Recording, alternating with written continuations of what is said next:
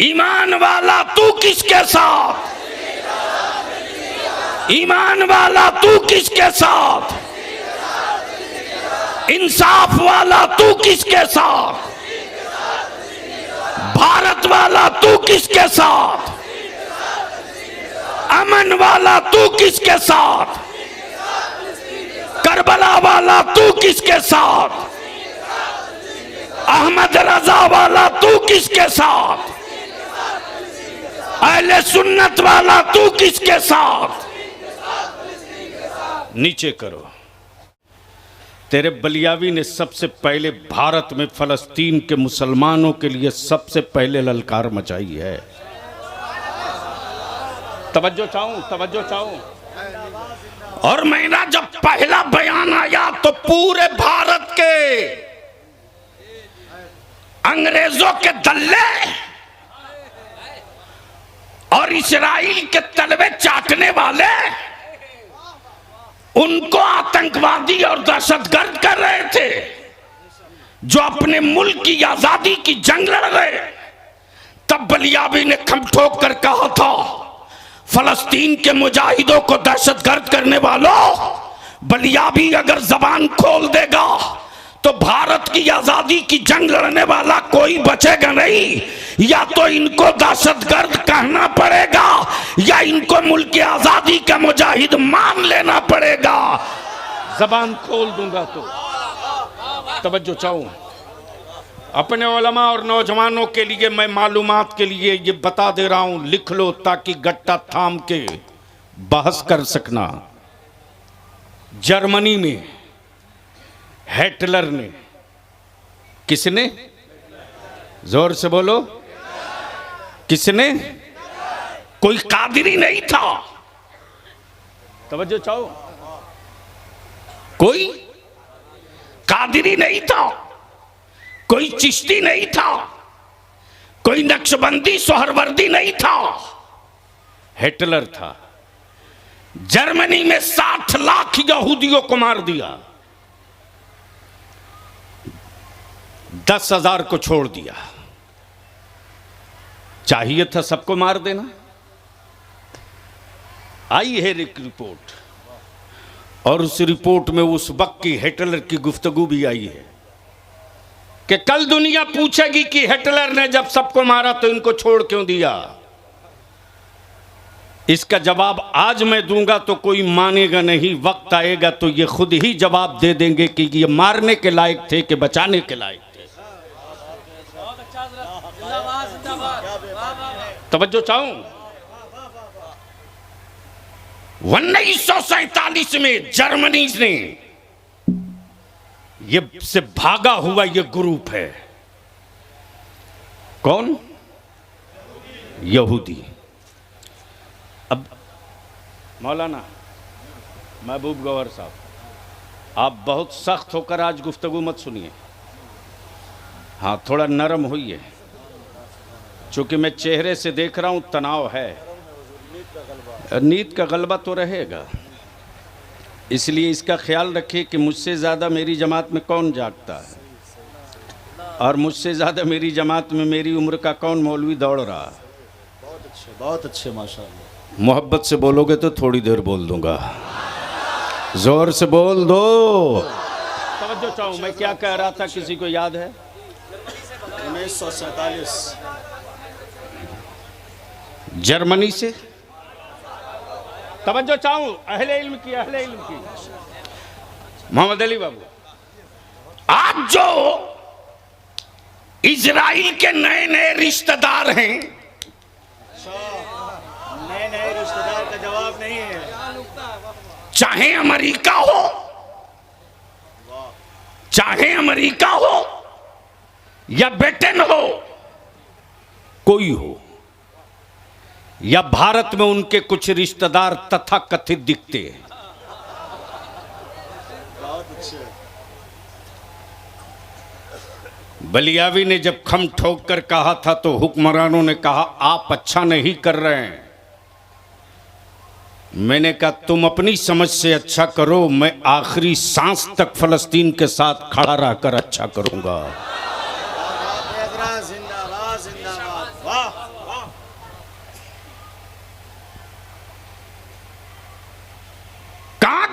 रिश्तेदार। जब जर्मनी से हिटलर ने इनको भगाया तो ना ऑस्ट्रेलिया ने जगह दिया, ना अमेरिका ने छुपने को जगह दी, न ब्रिटेन ने इनको उतरने दिया, न रशिया ने इनको पानी पीने दिया। लेकिन मेरे नबी का गुलाम कभी सख्त दिल नहीं होता। तवज्जो चाहो। जब यह लूटा हुआ काफिला लौटा और फलस्तीन के साहिल पर पहुंचा तो फलस्तीन के ईमान वालों ने कहा, लुटे हो पनाह मैं दूंगा, उजाड़े गए हो बसाऊंगा मैं, भूखे हो खिलाऊंगा मैं, प्यासे हो पानी पिलाऊंगा मैं। बसा दिया। क्या किया? बसा दिया, बसा दिया। बलियाबी कहता है, रिश्तेदारी का ऐलान करने वालों, तुम्हारे परदादा ने क्यों नहीं बसा लिया? क्या बात है। तवज्जो चाहो। लेकिन याद रखना, किसी भी धर्म मजहब के हो, यह भारत के डीएनए और भारत की मिट्टी की तासीर है कि भारत कभी भी जालिम के साथ खड़ा नहीं हुआ। यही भारत है। जब प्रधानमंत्री कोई और था, लेकिन इसी भारत का एक लीडर जिसका नाम अटल बिहारी वाजपेयी, उन्होंने उसी दिल्ली के रामलीला मैदान में बबागे दोहल कहा था, मैं आरएसएस का मेंबर हूं जरूर, लेकिन सच ये है कि फलस्तीन मुसलमानों की अपनी जमीन है, यहूदियों ने कब्जा किया है, उसको खाली करना होगा। क्या बात है। ये मैं नहीं कह रहा हूं, क्या हकायक है। ये मैं नहीं कह रहा हूं, ये तारीख कह रही है। अब जरा सा आंखें खोल तो मैं तुझको दो तस्वीर दिखाता हूं। उलमाए इकराम से गुजारिश करूंगा, अगर हार्ट बर्दाश्त कर सकने के लायक हो तो जरा सा आ जाइए मैदान में, दो हाथ हो जाए, लेकिन बोल दो जोर से। अरे बोल, डरता क्यों है? जोर से। तवज्जो चाहो। अब पूरी दुनिया में यह तस्वीर साफ हो गई कि कौन मजलूम के साथ है, कौन जालिम के साथ है। यह तस्वीर अब क्लियर, घबराना मत नौजवानों। यह सिर्फ फलस्तीन की जमीन की जंग नहीं है, बल्कि अब तो यह क्लियर हो गया, यह इस्लाम और कुफ्र की जंग है। यह वाज़ेह हो गया कि एक तरफ नबी के आशिकों की जमात खड़ी है तो दूसरी तरफ दज्जाल की औलादों की जमात खड़ी है। यह क्लियर हो गया, यह क्लियर हो गया। समझो चाहो।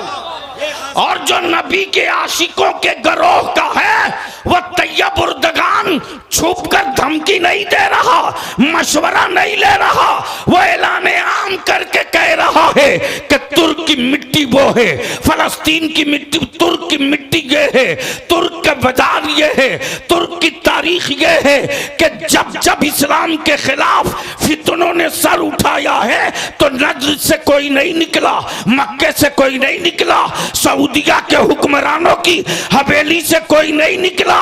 जब भी निकला है इस्लाम के मुल्क के वकार के हिफाजत के लिए तो मुस्तफा के गुलामों के छावनी से निकला है, नबी के गुलामों के आबादी से निकला है, मुल्क चाहे जो। नारे तकबीर, नारे रिसालत, हुजूर गाजी मिल्लत, फैजान गौसे आजम कॉन्फ्रेंस। फलस्तीन पर आज बोलना मकसद नहीं है, मैं बोल चुका हूं चंद रोज पहले। हाँ, ये भी सही है, एक दौर था महबूब गौहर साहब जब इस्लाम और आतंकवाद के नाम की बलियाबी की एक तकरीर हुई थी, और उस वक्त मैंने साबित किया था कि पूरी दुनिया से आतंक खत्म करना हो तो बलियाबी को सिर्फ 48 घंटे के लिए प्रधानमंत्री बना दो। क्या बात है, क्या बात है। पूरी जमीन पर सबसे बड़ा आतंकवादी अमेरिका है। बोलो सही है कि गलत? जोर से बोल, सही है कि गलत? मौत का सौदागर अमेरिका, असलहा और बम बारूद बेचने का व्यापारी अमेरिका, जिसने पूरी दुनिया के मुल्कों का निजाम दरहम बरहम कर रखा। इसलिए बलिया भी कहता है, शकूनी मामा का रोल अब बहुत अदा नहीं कर सकते हो। नहीं समझ में आया?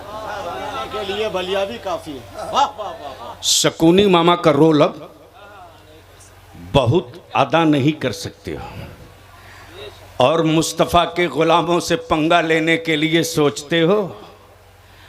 सही ऊंट अब पहाड़ के नीचे आया है। इसलिए कि अब तो यह भी क्लियर हो गया कि कौन बंद किसके साथ, कौन खुला किसके साथ। बहुत अच्छे, बहुत अच्छे, तवज्जो चाहूं, बहुत अच्छे। अब तक किसी बंद वाले ने मैदान में उतर के नहीं कहा मैं किसके साथ हूं, लेकिन इमाम अहमद रजा वाला पहले दिन से छाती ठोक करके कह रहा है मैं उनके साथ हूं जो बैतुल मुकद्दस के साथ है, मैं उनके साथ हूं जो फलस्तीन के साथ है, मैं उनके साथ हूं जो मजलूमों के साथ है। लेकिन इस पर भी दुनिया में रिसर्च हो रहा है। वारे मुस्तफ़ा के गुलामों की बेटियों, तेरा हार्ट रब ने किस मिट्टी से बनाया है, सब्र का कलेजा तेरा कितना बड़ा है और बर्दाश्त की सलाहियत तेरे वजूद में किस कदर है। बेटों की लाशें तड़प रही है, लेकिन माँ बाप को इसकी फिक्र नहीं है कि बेटे को कफन कैसे मिलेगा, बल्कि माँ बाप की फिक्र सिर्फ इतनी सी है कि मेरा बैतुल मुकद्दस कैसे बचेगा, बैतुल मुकद्दस पर अज़ानें कैसे होती रहेगी। जवान अपनी शहादत दे रहा, लेकिन पलट कर ये नहीं कहता मेरे बाप मैं घायल हूं मुझे उठा लो, मेरे बाजू कट गए हैं संभाल लो, बल्कि दम तोड़ने वाला, शहादत का जाम पीने वाला हर जवान शहादत के मंजिल करीब जाके कह रहा ए मेरा छोटा भाई, अब तक मैं मैदान में था, अब तू आंचल में मां के मत रहना, तू भी आ जा। ए मेरा बाप, अब तू मैदान में आ जा। इसलिए कि दुनिया इस पर रिसर्च कर रही है कि किस मिट्टी की बनी है फातिमा की कनीज़ें,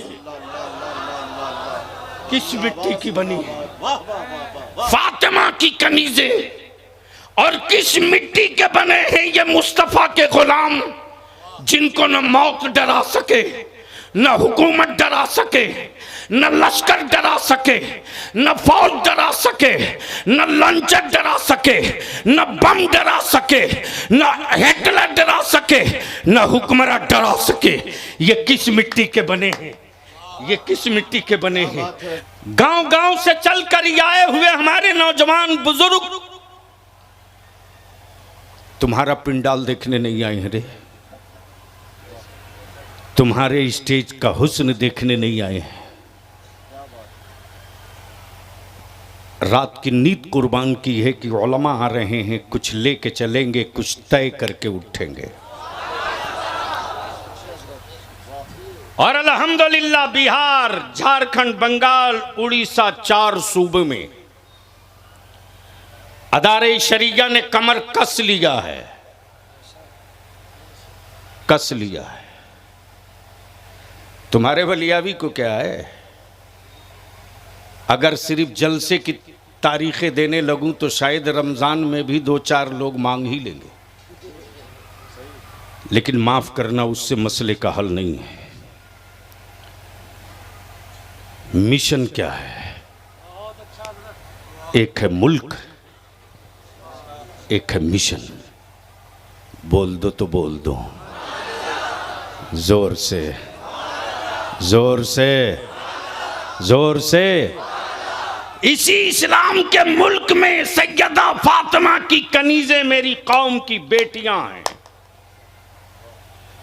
और इनकी इज्जत बचाना अदारे शरिया का मिशन है। इसी इस्लाम में हमारी कौम के जवान हैं, ये बच्चे जाहिल न रह जाएं।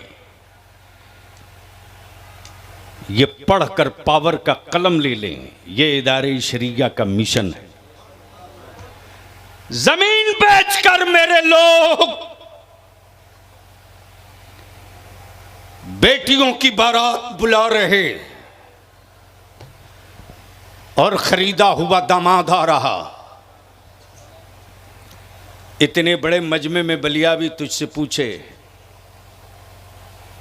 ये मौलाना अहमद रजा अखलाकी, आप इनके मदरसे जाएं और ये कहें फिरदौस साहब मुखिया, सरपंच नूर आलम बाबू, रसगुल्ला खाइए, चाय पीजिए, लेकिन ये ज़कात के पैसे का है। ईमान से बोलो, कोई खाएगा? अरे जोर से बोलो, क्यों डर रहे हो? कोई खाएगा? मान लो महबूब गौहर साहब कहें कि साहब ये फितरे के पैसे की बिरयानी है, तनाउल फरमाइए, खाओगे? क्यों?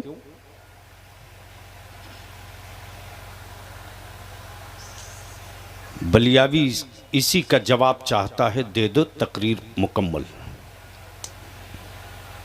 क्यों नहीं खाओगे? खाओ। तो आप यही कहोगे मैं फितरा देता हूं, फितरा खाता नहीं। मैं ज़कात देता हूं, ज़कात खाता नहीं। मैं खैरात देता हूं, खैरात खाता नहीं। इंसाफ से बोल मुसलमान,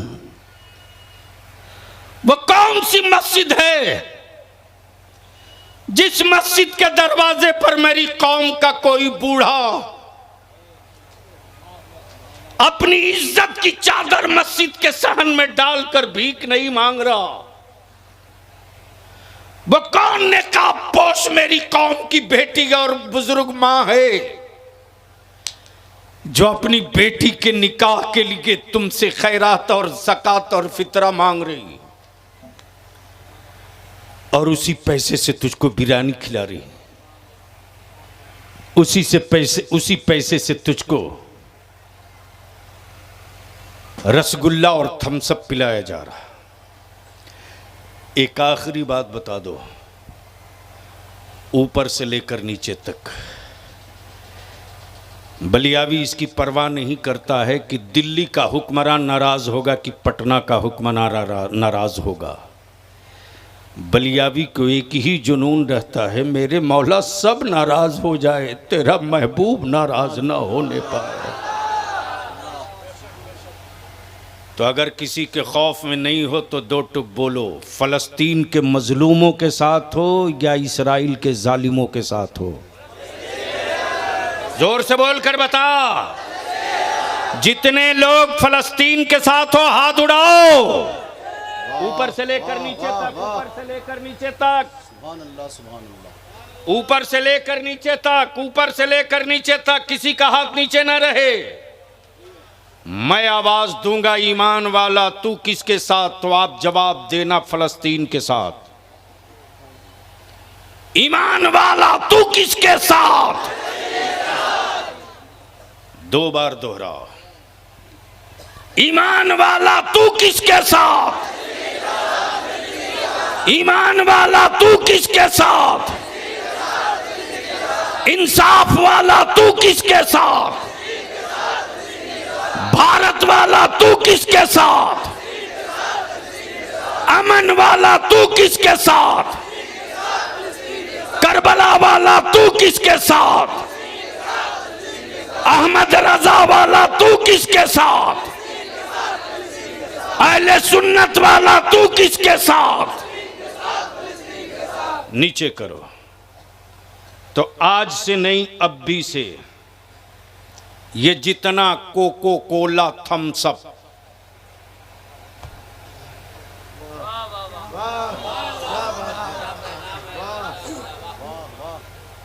जूता धुल लेना, अपने हलक के नीचे मत उतारना।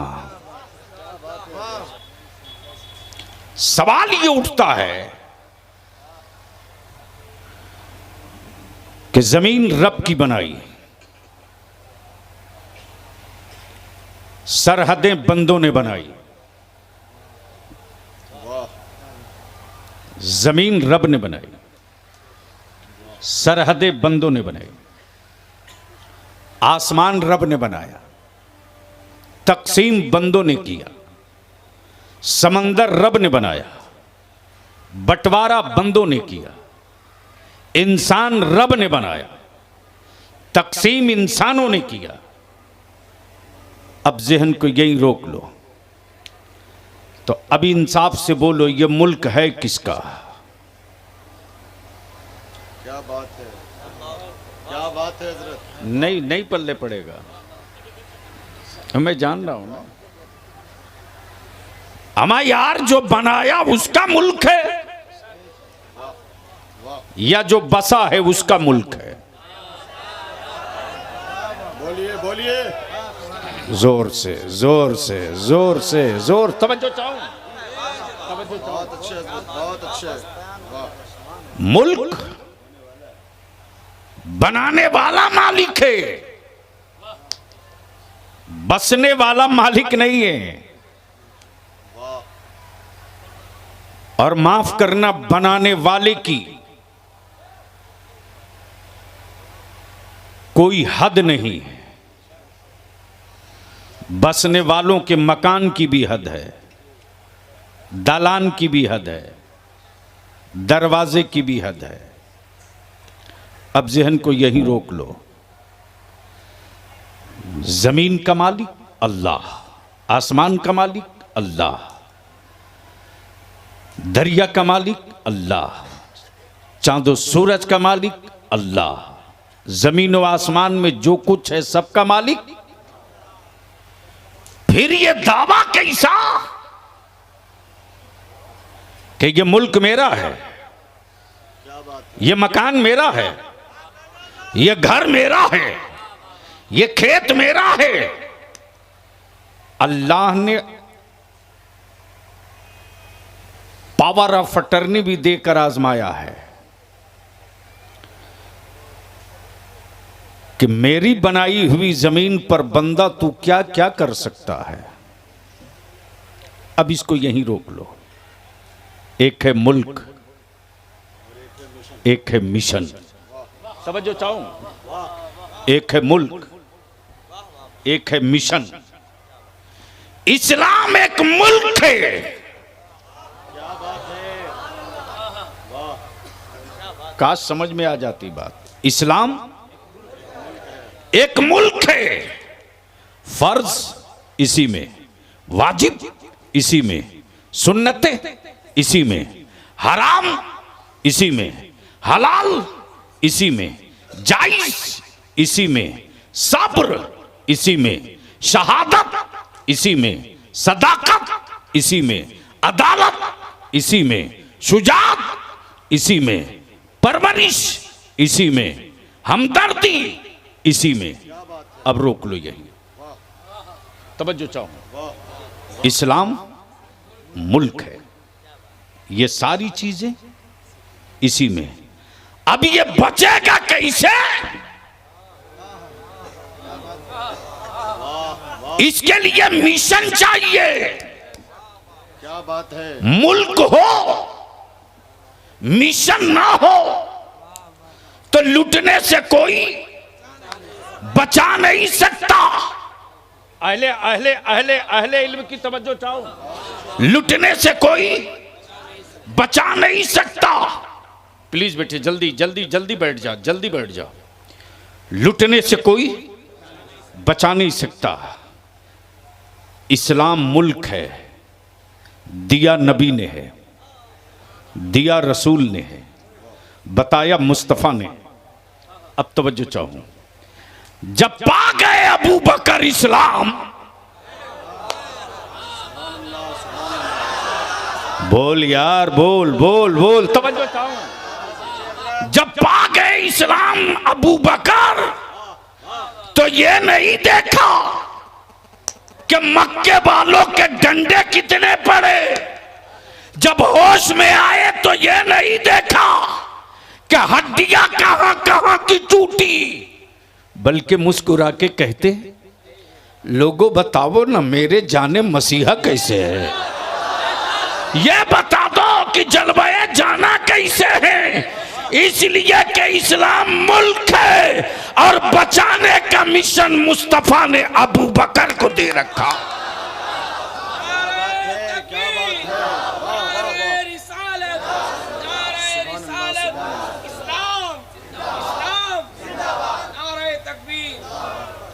अब इसी पर गुफ्तगू हो तो रात छोटी पड़ जाएगी, लेकिन इसी में से थोड़ा सा हिस्सा और निकालता हूं।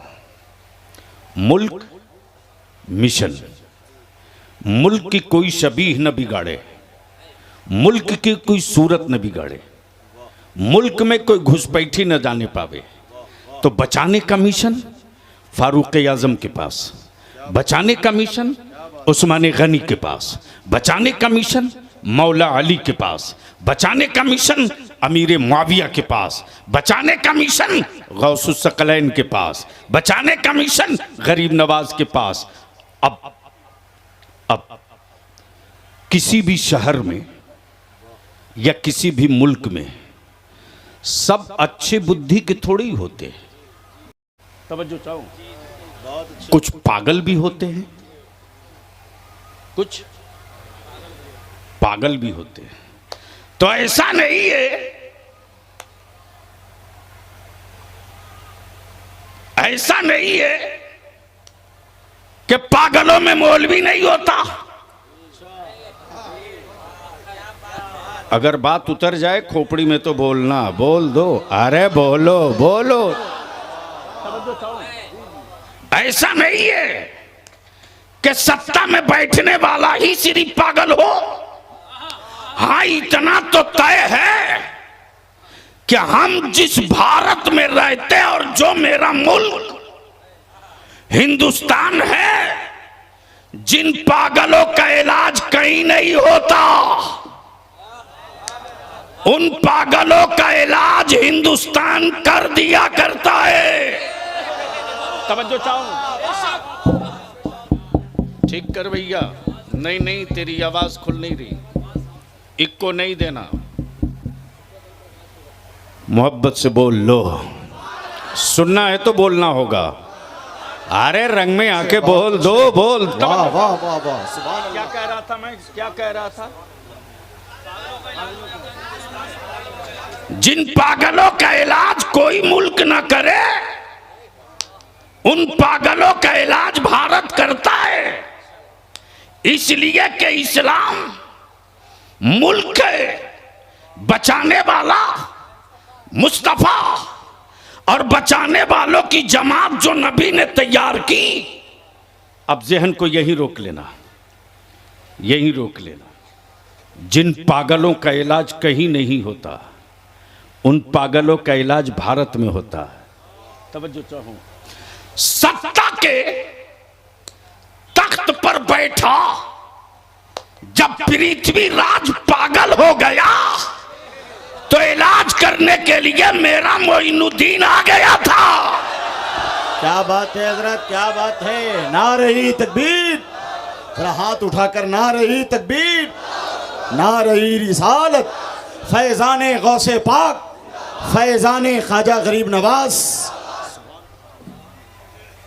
और जब नबी की अजमत, रसूल की रिफात, मुस्तफा की शौकत पर पत्थर मारने वाले सऊदिया के ज़कातखोरों ने एक टीम बना दिया, तो उनका इलाज करने के लिए बरेली में इमाम अहमद रजा आ गया।